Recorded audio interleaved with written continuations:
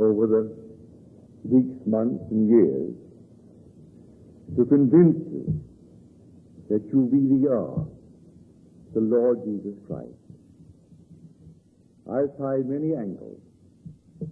Tonight, I'll try another. We are told, I and my Father are one. At that, they took up stones again to stone him. And he asked them for what good work were they going to stone him. And they said, not for any good work, but for your blasphemy. Because you, being a man, make yourself God. And then he said to them, is it not written in your law, I said, you are God? And Scripture cannot be broken. If then he called them God, to whom the word of God came, then he who is consecrated by the Father and sent, is he blaspheming when he claims, I am the Son of God? This you will read in the 10th chapter of the book of John. Now let us take a very interesting statement from early Genesis, the 6th chapter of Genesis. Here we are told the sons of God saw that the daughters of men were fair. And they took to wife such as they chose. And the Lord said, my spirit shall not abide in man forever, for he is flesh. The sons of God fell in love with the daughters of men. If you take it out on the surface, you will think a bunch of women, and these gods fell in love with them. But the word translated daughters is ben. The word ben means son. That's the first definition of it. It also means everything related to man. A robber, a soldier, a hero, a nation, a condition. Look up the word in your concordance if you have one. I'm using Strong's, which I consider the best concordance of the Bible. Then what are they? The sons of God saw that the daughters of men were fair, and they took to wife such as they chose. May I tell you who these daughters are? Humanity. This is God's emanation, yet his wife, till the sleep of death is past. You fell in love with whatever now you call yourself. You call yourself Bray, call yourself Jan, call yourself Natalie, call yourself Neville. These are emanations. Now listen to this, said in vision. This is a true vision of Blake, called the vision of the Last Judgment. Eternity exists, and all things in eternity independent of creation, which was an act of mercy. Can you conceive of everything in the world that man could ever do or ever think of doing existing now? Eternity exists, and all things in eternity independent of creation, which was an act of mercy. Now he tells us of that act of mercy in one simple little statement. And this is the act of mercy. God became as we are, that we may become as he is. Here is humanity, part of the eternal structure of the world. And God, to raise it to the level of godhood, God had to descend. It could not itself ascend. Only that which first descended could ever ascend. So the sons of God, and the sons of God make God. For the word God is plural.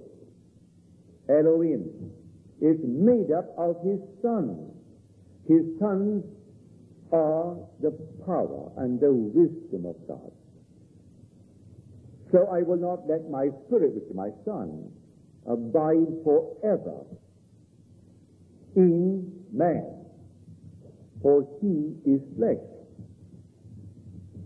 But my sons must be redeemed. Now, what is he telling us in the statement? Listen to it carefully. God became as we are, that we may be as he is. This implies that man is not naturally God, but that God mercifully becomes man, that man may become God. You are the God spoken of. You are the God that came down, and you took as wife your choice. Whether you be male or female, you are the Son of God. And you choose to play the part of John, Peter, Mary, call it what you will. You know exactly what you're going to go through. You saw the horrors of it all, but you are immortal. You are an immortal man, so you choose the part. I chose this. And I have gone through all the horrors of the world, and the joys too. Because joy and pain and sorrow are woven fine, a garment for the soul divine. So I chose it. And all the little things that it had to go through, I took it through. I did all the suffering. As Blake brings up again, they say there is no God. Well, who says that? The fool says in his heart there is no God. Or Son of God. But I know thee. And he speaks now of the Son of God, and he calls him the human imagination. They say there is no Son of God. But I know thee, O divine body, O human imagination. When you arise upon my very eyes, every morning, you feel it come back. Don't you feel it come back when you wake in the morning? If you take a little nap in the day, don't you actually feel something return? Well, who is returning? It's you, the immortal you, the divine body of God is your own wonderful human imagination. So I tell you, we are the sons of God spoken of, that saw humanity, and it seemed so fair to us. Being immortal, we knew we could come down. And we chose the one we would call wife. So this is my wife. Neville is my wife. I have a wife in the world of Caesar. I now call her Bill. And together we bore a daughter. But my real wife is this thing called Neville. That is my emanation. It's my emanation, yet my wife, till the sleep of death is past.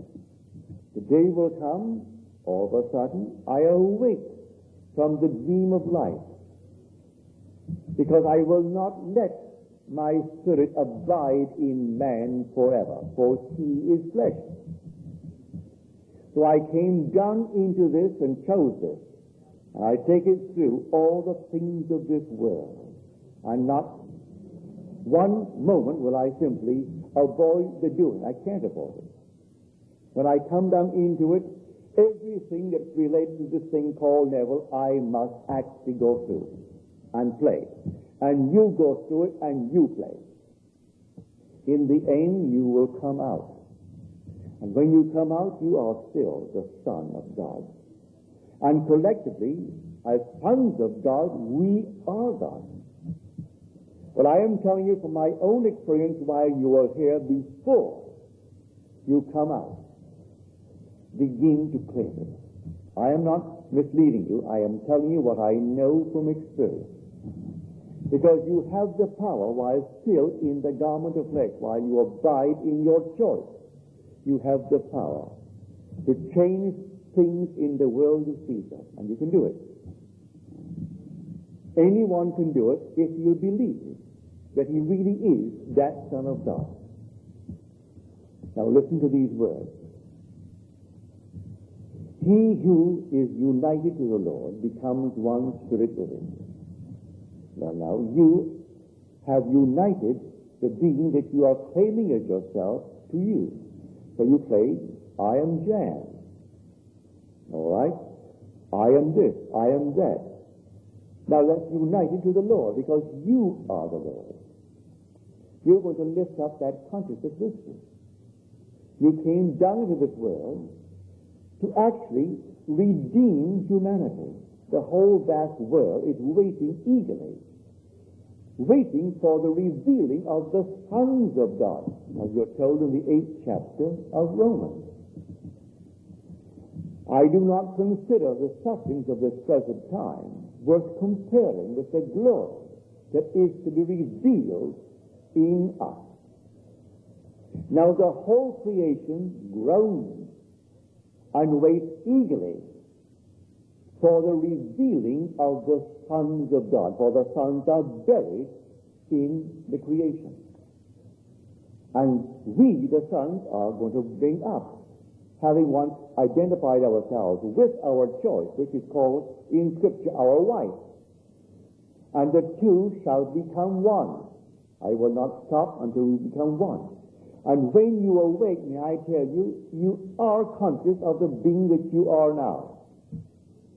When I awoke in the grave of my own skull, I was still conscious of being Neville. But how do I know that that was the Lord Jesus Christ? Because everything that is written in Scripture concerning the Lord Jesus Christ, from then on I experienced it as myself. I did not know at that moment that David would ever stand before me and call me Father.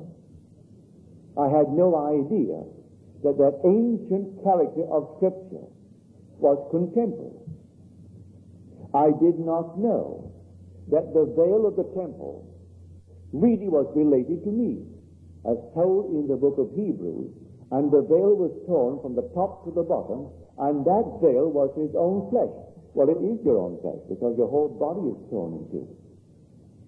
I had no idea that the dove spoken of in Scripture that actually would light upon my hand and smother me and remain with me. And then the whole thing would fade, or rather fade while it's remaining with me. So everything said of him, I experienced. Then I know who I am. Yet I'm still conscious of the fact that I am Neville. I am taking him up with me. I came down to redeem man. You came down. We all came down. We are the gods. We are the sons of God. And to us, everything concerning man seems fair. But we call it daughter. But the word is ben. And the word ben means son in Scripture. My son, Benny, is my son. That's what the word means. It also can be translated as daughter. But when you take all the definitions, it means the nation. It means the condition. It means everything related to man. And I took upon myself everything related to man, willingly. No one takes away my life. I lay it down myself. I have the power to lay it down. I have the power to lift it up again. And so I laid it down and died died in the sense I completely forgot who I am and believed I am the choice that I made. I believed I am Neville. But I will not leave him behind. I will lift him up and take him with me. For when I awoke within me, I was still Neville. Then all the things that happened to me bore witness that I am the one spoken of in Scripture that is called Jesus Christ. Yet I am aware I am never. I did not leave him behind. I placed myself, I will redeem him. Because if God became as we are, that we may be as he is, does that not imply that we as man are not naturally God, but that God's merciful act in becoming man, that man may become God, redeems man? We are the God that came down and assumed these limitations to redeem man, because man would be helpless in himself. Think of the whole vast world frozen and time standing still. Everything frozen. But all that could ever happen to man already worked out. Every tear, every smile, every horror, everything worked out completely. And in spite of all of it, you and I as the gods, the sons of God, who together make up God the Father, and we made our decision. And you chose that, I chose this, and we chose it, and we came down.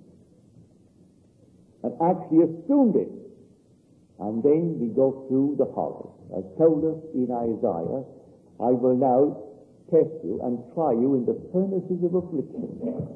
For my own sake I do it, for my own sake. For how should my name be profaned? My name I will not give to another. But his name is I am. And now I say, I am Neville.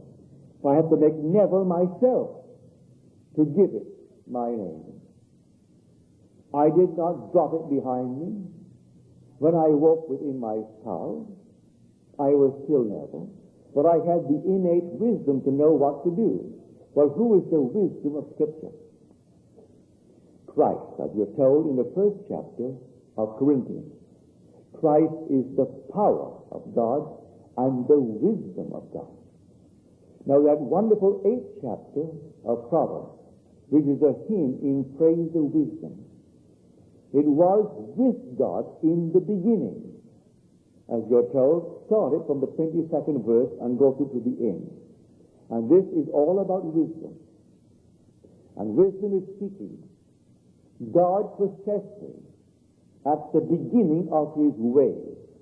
Well, take this now, not in terms of, say, time, but of ideas. The first idea, the pattern of redemption. That pattern is a pattern man. The pattern man is Christ.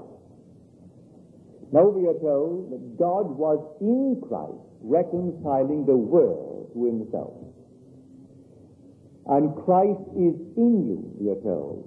If God is in Christ, reconciling the world to himself, and Christ is in us, is not God in us? Now, the pattern is the pattern man. You have completely controlled this, and you walk and you suffer as Neville, as John, as Mary, as Ina. Whatever it is, you're suffering with it. In the very end, that peculiar eruption takes place, and you awake. But you awake, and you're still Ina, you're still John, you're still man, you're still whatever it is, you awake. But you know now, wisdom now comes to the fore, and you know exactly what to do, where to push, and what you do happens. And then you come out just as you know you would, and the whole thing happens just as described in Scripture. Now you know, from the signs that are taking place one after the other, who you really are. But you haven't lost the identity of being John. of being Mary, of being anything that was your choice when you chose it as your wife. You can choose anything. The wife simply means emanation. That was the emanation of God. This is an emanation. My emanation, yet my wife, till the sleep of death is past. So I chose it. And what horrors I have gone through, but they've been removed until the end, and then they will be as nothing. So I redeemed him, because he could not redeem himself. But I will not leave my spirit, which is the spirit of power and wisdom, to abide in man forever, because he is flesh.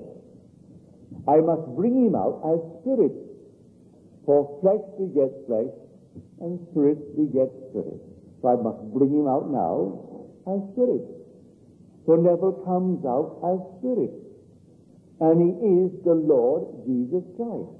Because I who came down and assumed the limitations of this garment and was crucified on it, waited until that appointed hour. I was promised in the beginning that the vision shown me in the beginning would one day ripen and it would flower.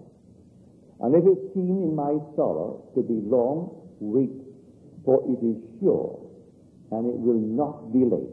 So I had to wait. And then that sudden eruption took place within me.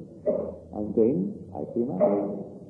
And I haven't lost any change of identity. I am still aware that I am the being that I was. Only I know from the signs that follow, the experience, who I now really am.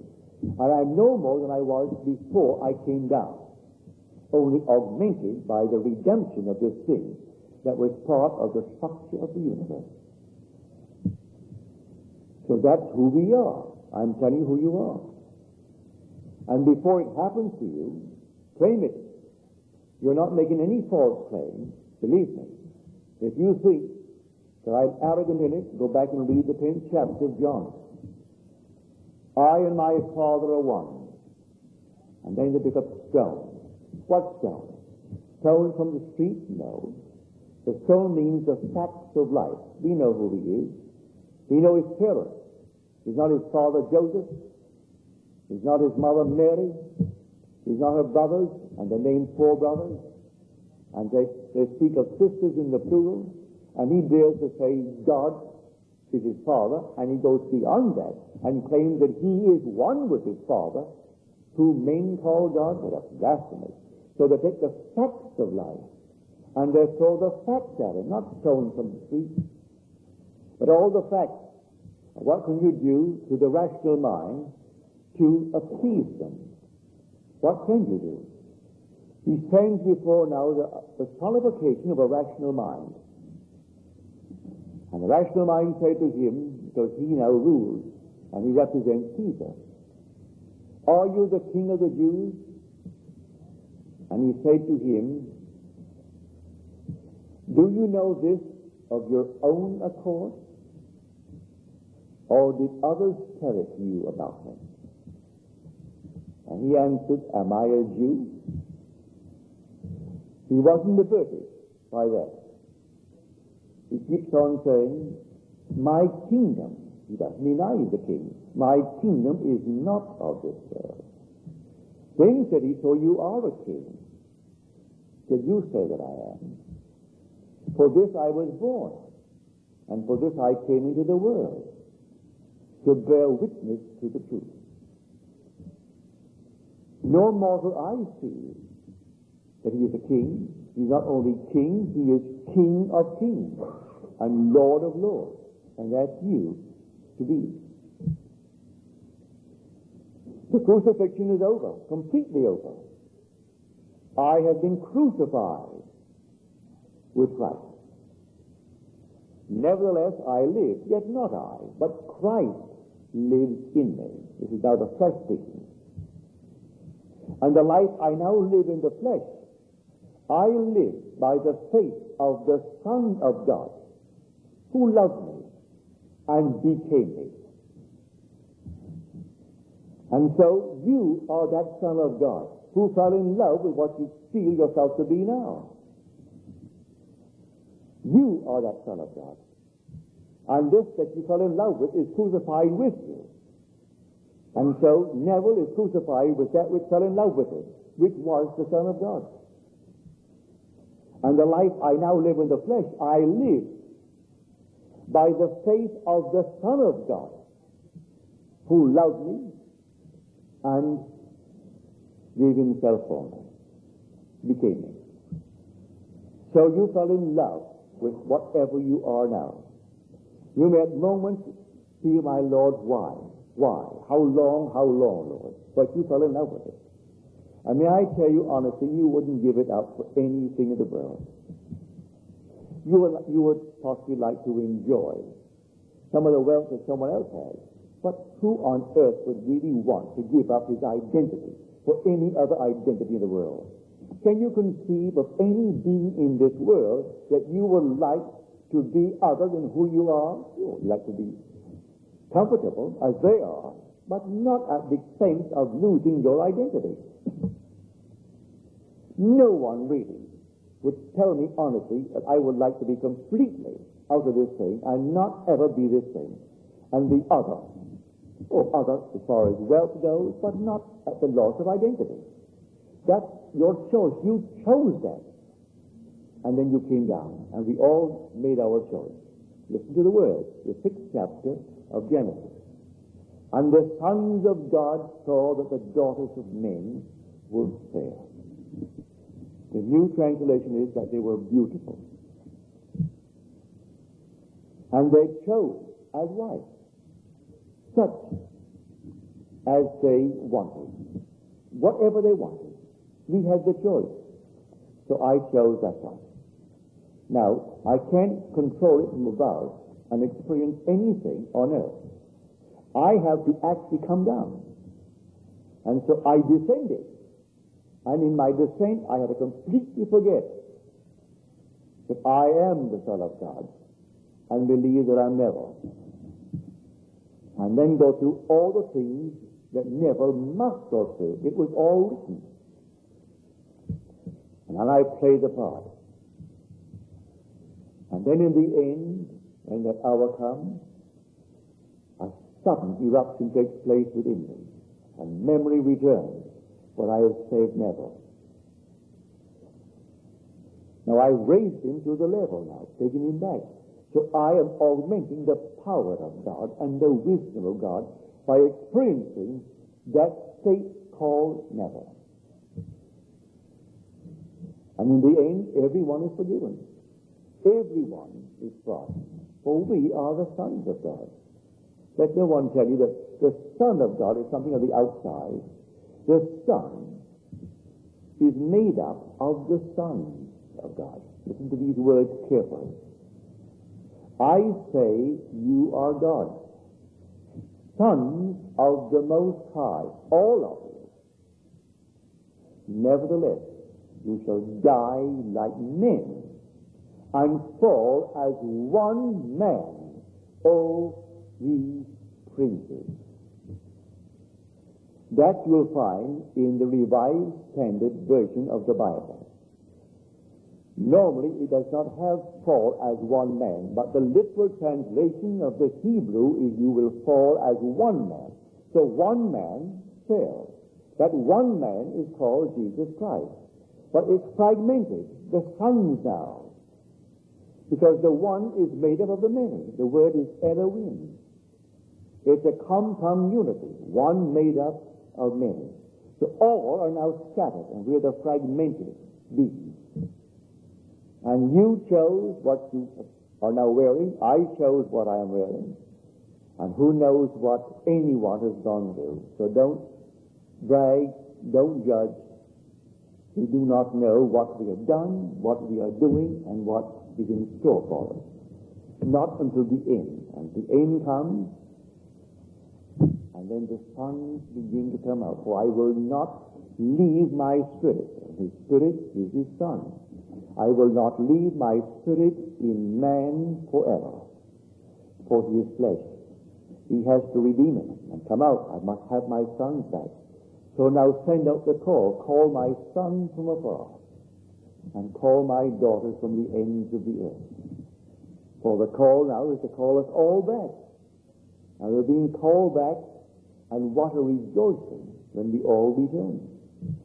So I tell you, I know you in eternity. I know you more intimately than anyone in this world knows you. Because I know who you and I were before the descent. And coming back, I will know you enhanced by reason of the choice you made and the part you played. All these we are playing. It's a play, the most glorious play. And so I will choose a garment made of white skin, one made of black skin, one made of yellow skin. I'll choose a nation. In all is simply our choice as sons. And down here, these are the battles of God. Because he's forgotten who he is.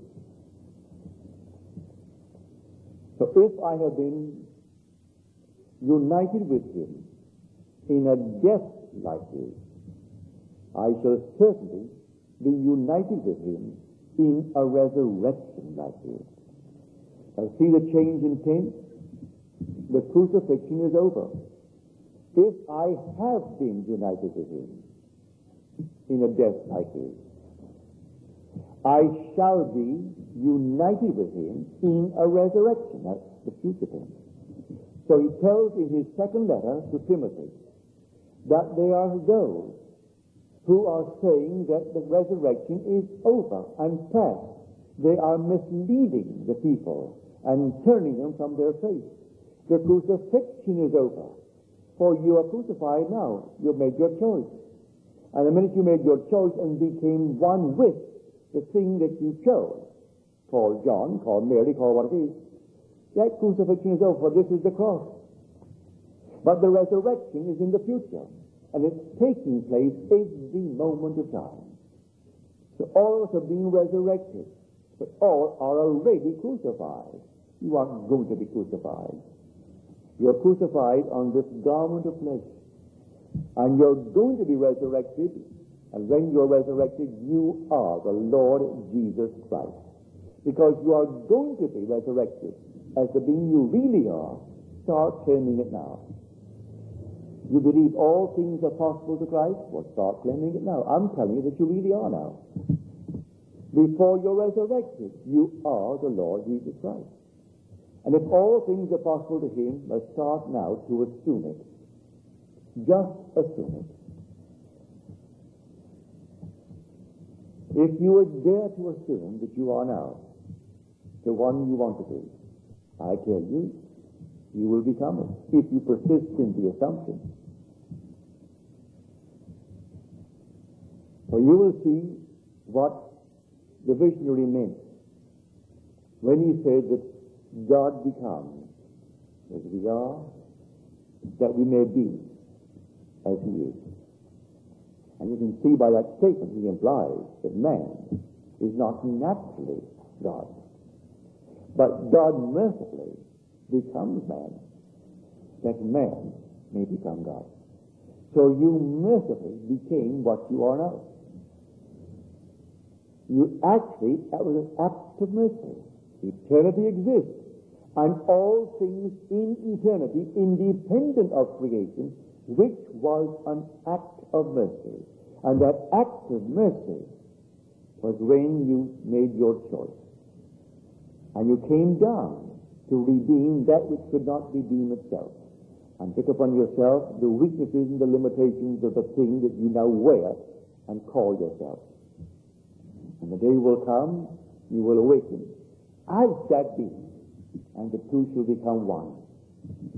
And you will ascend with him, ascend with her, and come back as the ones we know and knew before that the world was. And that was, we're all brothers. All brothers. It will be almost one grand, hilarious moment, the parts we played.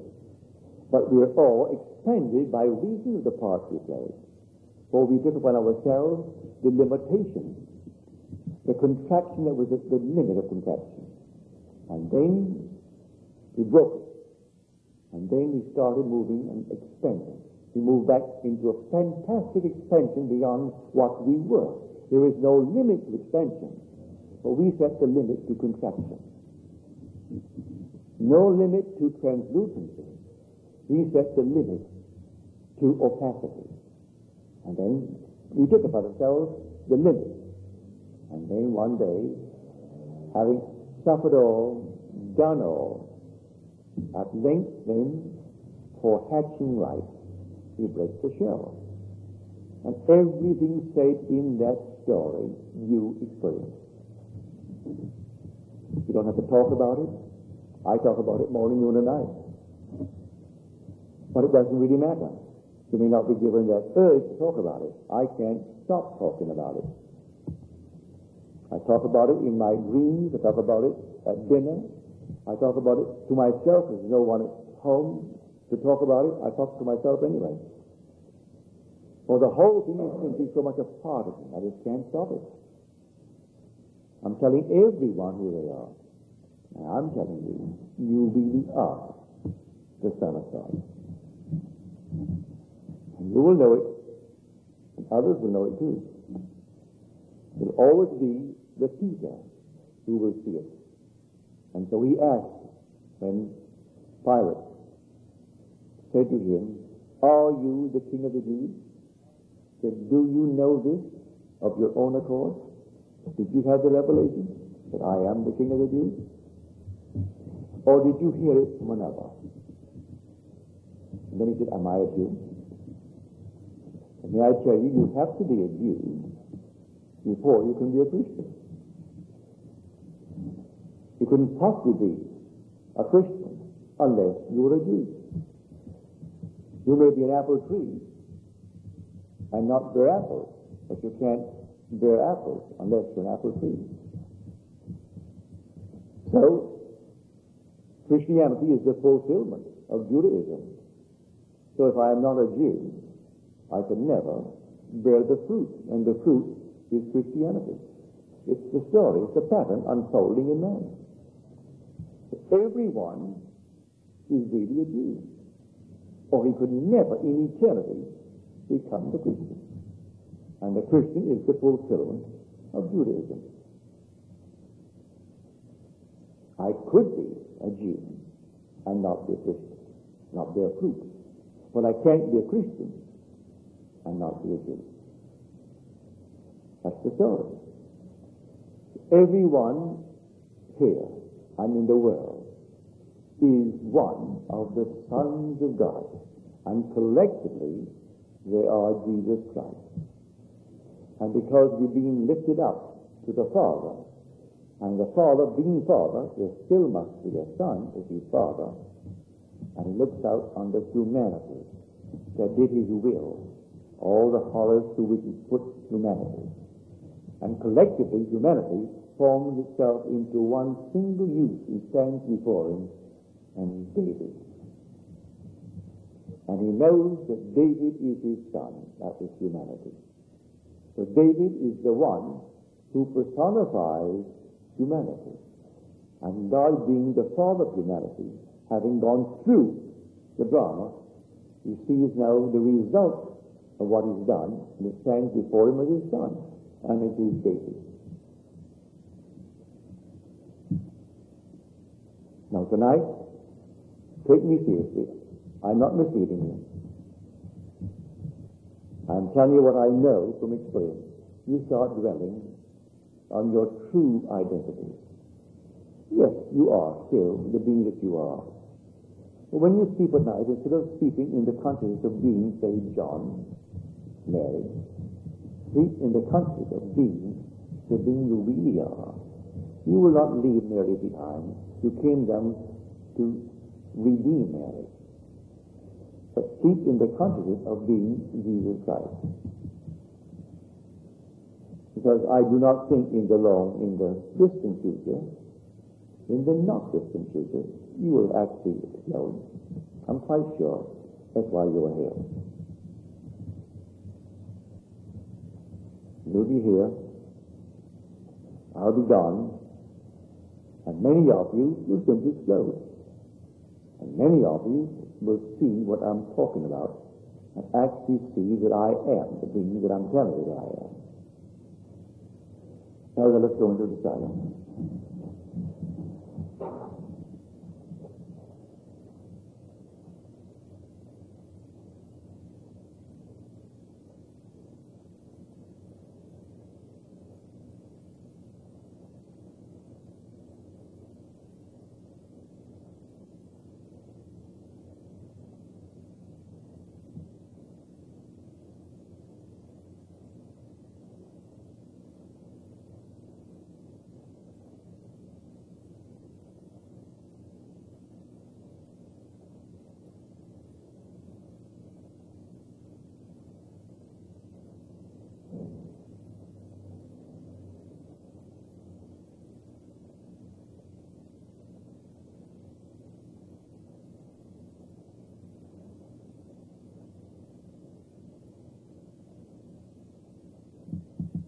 Good.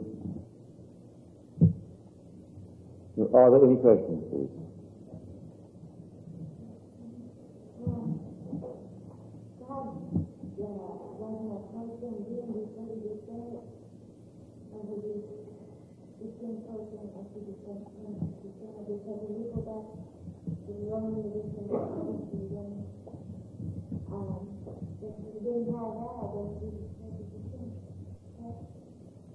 The question is, God was not a protean being before he descended. The protean being simply means the capacity to be anything that one wants to be in this world. So he had to have that capacity. And so he chose to be you. It was you choosing that, because you are that God who made the choice. You could have chosen to be this. You made your choice. I made my choice. Before we made our choice, we were brothers. Brothers in love. Infinite love we held together for each other. You made your choice, I made this choice, and he chose us all in him before the foundation of the world. One being is now going to fall. The fall doesn't mean a falling through the face of the world, but a descent in consciousness to the limit of you, the limit of this. I talked to a friend of mine today on the phone to tell him that I'm coming to see him on Thursday afternoon. And I reminded him of a vision that he had a few years ago, where from on high he saw himself on the bed. And he wanted, while he was above, to change the being that he knew himself to be. But he couldn't do it from above. He had to come down. And in coming down, he had to forget that he was the being with the power who could change it, and change it while he's identified with the being. He could not from above give an order and have that thing changed in any way whatsoever. And he knew it while he was from above, but he saw it on the bed, and he knew it to be himself, the one with whom he identifies himself. And he had to come down, and in coming down, then he couldn't change it. He had to simply labor to change it. But above, it seemed so easy, but he realized he could not from above. He had to come down if he would do any changes whatsoever. So you and I came down into this world, and now we are wearing it. These are the crosses. So the protean being is the capacity to be anything. Well, that's what Proteus means. Proteus could assume the form of a fish, the form of a giant, the form of anything in the service of his god Neptune. And so he simply was a being capable of assuming any shape whatsoever. Say, in your dreams, you see all kinds of things, and you must confess they do come out of you in your dreams. You see animals, strange animals, known animals, all kinds of combinations, and they're coming only out of you. You are a protean being. But you made a definite choice, and the choice is to be the one that you are.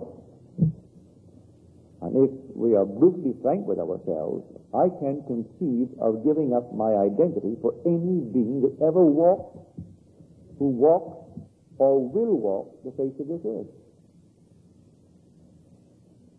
It'd be nice to know him, but not to lose my identity I can't conceive of that.